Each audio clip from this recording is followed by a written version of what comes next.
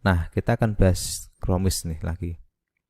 Nah, promise ketika dibuat atau ketika fungsi yang mengembalikan promise itu dipanggil, dia secara otomatis akan berstatus pending gitu.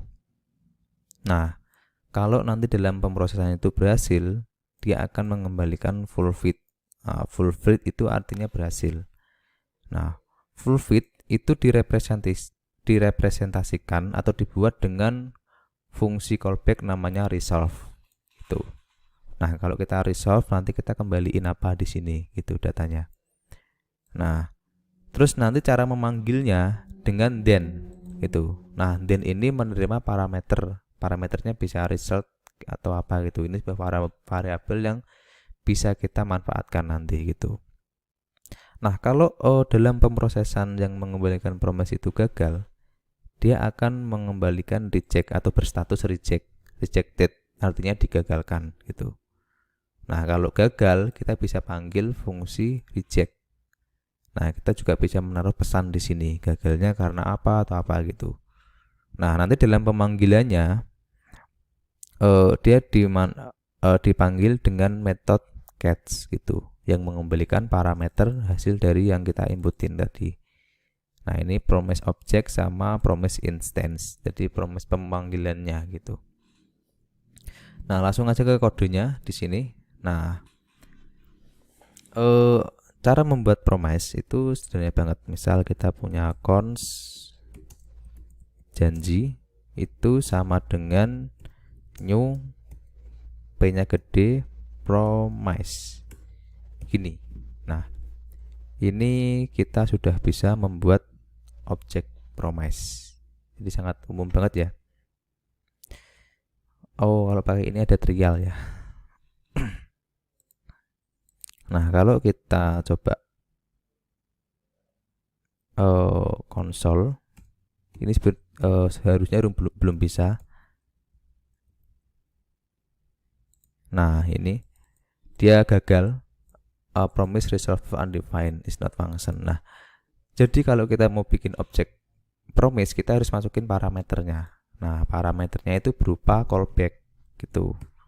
Callback yang dia itu menerima dua parameter. Sebentar, aku lupa promise itu wajibnya itu ada berapa parameter sih.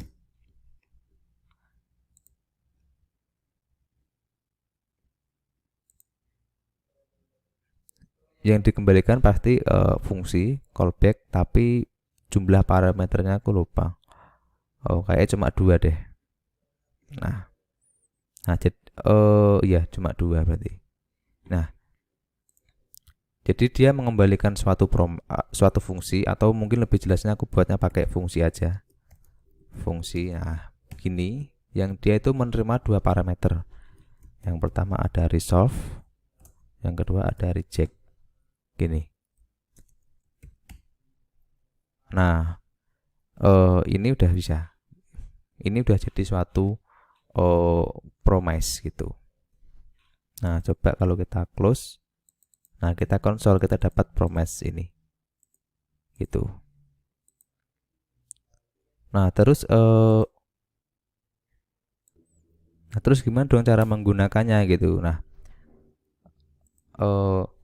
jadi buat simulasi aja. Jadi misal aku ada kondisi jika true. Nah, ini proses sembarang. Jika true, kita kembalikan resolve gitu. Resolve-nya apa? Misal kita kasih data pesan data dari promise atau promise berhasil gini. Nah, kalau gagal kita kembaliin rejectnya gitu. Promise gagal gini. Nah, terus cara manggilnya gimana? Nah, cara manggilnya kayak gini. Jadi janji then. Nah, ini udah ada 3.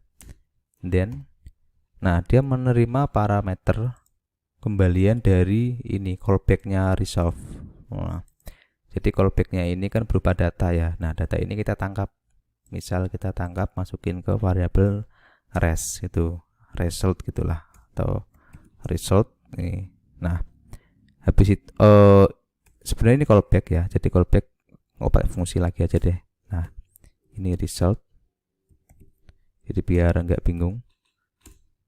Nah, baru kita bisa konsol si resultnya itu gitu. Oh, tipe result gini.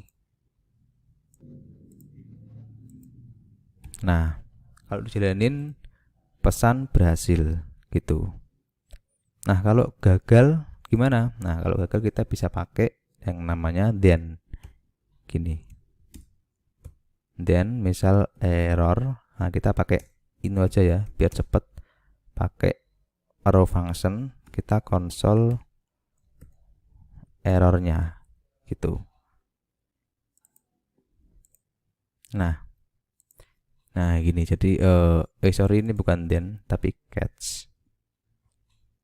Nah, karena ini hasilnya true ya prosesnya, jadi yang dikembaliin itu resolve. Nah, coba kita buat false. Nah, promise gagal gitu, dia mengembalikan reject. Nah, sebenarnya ada satu lagi yang namanya itu finally. Nah, jadi kita bisa gabung di sini juga. Itu namanya finally. Nah, ini akan dieksekusi setelah semuanya selesai gitu. Entah itu berhasil atau gagal, ini akan dieksekusi gitu.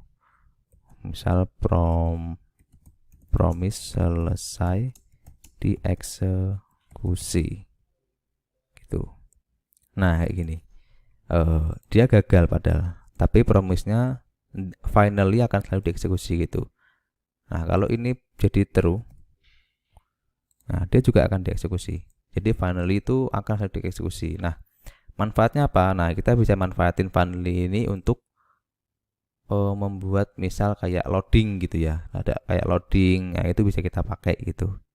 Jadi kita membuat loader gitu, waktu kita ngambil data itu nanti muncul animasi loading. Nah, kalau udah dapat datanya, nah, animasinya itu kita hidden lagi gitu. Nah, aku juga udah buat ini di bawahnya. Nah, ini ada contoh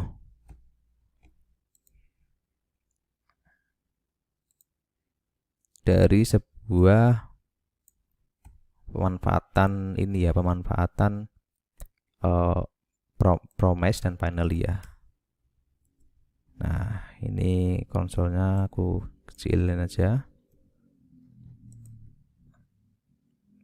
Kita gedein dikit biar kelihatan. Nah, jadi aku punya function getData. Nah, kayak waktu kita coba sebelumnya ya. Nah, di mana itu nanti kita masukin kondisi gitu. Nah, kembaliannya itu return dari promise-nya tadi gitu. Nah, kalau kondisinya itu true, nah dia akan mengembalikan resolve, tapi ditunggu dulu. Nah, kita buat seolah-olah ini fungsinya asinkronus gitu ya. Seolah-olah ini asinkronus biar nanti nunggu gitu. Nah, kita kasih tunggu selama 3 detik gitu. Jadi mekanismenya kayak gitu. Nah, habis itu kita kembali kirim pesan selamat datang di kelas MERN gitu. Ini datanya bebas ya, nggak cuma string, tapi bisa objek, bisa array, bisa boolean gitu. Nah, nanti kalau ini kondisinya gagal, false, kita langsung kembaliin aja, kita gagalin pakai else. Maaf, permintaan kamu tidak dapat diproses gitu. Nah, ini di HTML aku juga buat button dengan ID btn. Nah, jadi kalau tadi kita mau mencoba manfaatin finally ya. Nah, pertama aku ambil dulu data ID-nya dengan ID btn, terus kalau diklik, nah ini jalankan fungsi asinkronusnya. Nah, ini gini deh, ini nanti aku jelasin juga di async await. Nah, cuma ini aku copy aja di bawah. Nah, aku ubah dulu ini biar jadi pakai ini aja. Jadi nggak pakai await, tapi langsung then gini. Nah, jadi fungsi ini ketika diklik, nah si buttonnya ini nanti atau di ini di thisnya, sorry, di buttonnya ini nanti akan menampilkan loading gitu. Nah, kita inisiasi tadi promise-nya, kita kasih true. Nah, di ini pasti akan berhasil promise-nya ya. Nah, baru kita manfaatin di sini data, then resultnya kita ambil.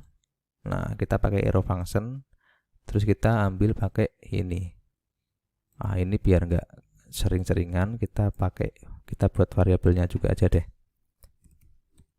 Const p sama dengan ini. Itu jadi ini p, terus ini juga p. Biar lihat sedikit rapi aja.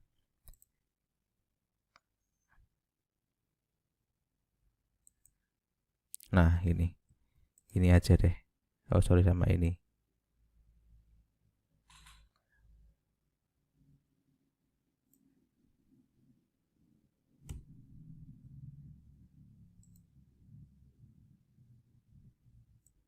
Ini oke, ini apa ya, nggak pakai ini. Nah, kita hapus saja. Nah, kita enter aja deh biar membedakan nanti. Nah, aku jelasin lagi. Ketika kita inisiasi dulu promise-nya, jadi ini akan mengembalikan promise. Nah, kita manfaatkan. Kalau berhasil, kita masukkan pesan selamat datang kelas meren. Kalau gagal, kita tambahin error. Nah, habis itu kita ganti lagi tombol buttonnya ini dengan nama Hi Click Me gitu. Jadi waktu ketika diklik ini nanti akan berubah tombol HTML-nya jadi loading gitu.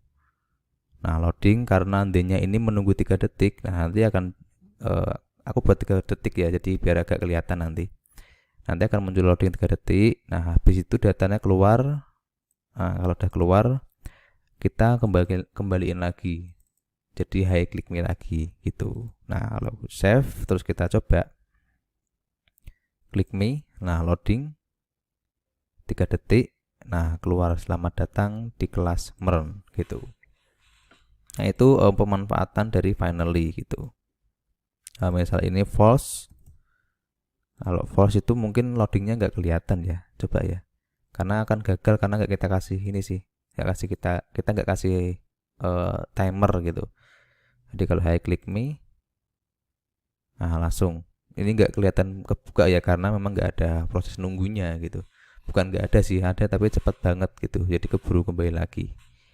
Maaf, permintaanmu tidak dapat diproses. Nah, itu pemanfaatan dari finally.